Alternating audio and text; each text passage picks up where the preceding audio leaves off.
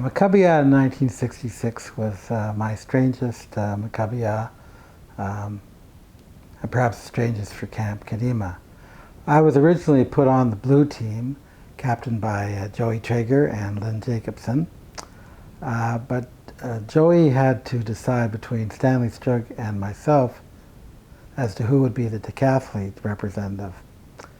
He even put us through a few of the events and decided to choose Stanley. But then, just before Maccabia was going to start, the yellow team's representative, Eric Zisman, got a phone call that he had to come home to write supplemental exams. So he called a cab, left camp, didn't tell anyone on staff. So when the yellow team captains, Joel Kirsch and Gail Rubin, found out they didn't have a decathlete member, and they were a very weak team and no one to substitute for Eric, they came to the judges and said, "We just lost our decathlete member." The judges didn't believe them. I remember Hakshivu would Eric Zisman come to the office. Eric Zisman never showed up, so I was traded to the yellow team, though I don't know if it was exactly a trade because they didn't give anything in return, no money, no draft choice, no body. So I know that it's the legend continues about Peter Levine getting up one day in 1969 and making it all the way to St. John, New Brunswick before he was caught by the RCMP as he got off the ferry. But I'd like to say, to my knowledge, Eric Zisman has never been captured. So I came over to this team, who wasn't too happy to see a reject from another team, and they were, as I said, they're a very weak team. Everyone thought we would come in last. So we started the events. The first event was a swim-a-thon, and all of a sudden we realized that they had stacked our team with all the best juniors and inters. So we were coming in first and second on all the juniors and inter events. We had Craig Garson, best milestone,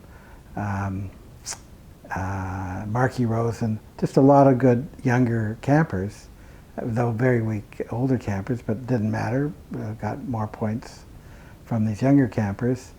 And our team was so weak, even my sister and I, 13-year-old sister and I, wrote the drama for the play, and we ended up actually coming in first. So we like to say that's the biggest upset of all time at the time. And in fact, it was such a big upset that the book that they produced after the 50th, for the 50th anniversary, listed us as coming in third. But we did come in first, and it was funny that at the 75th reunion, both Joel Kirsch and Gail Rubin came up to me unsolicited and said, "Do you know that they got it wrong in the 50th anniversary book, that they have us as third?"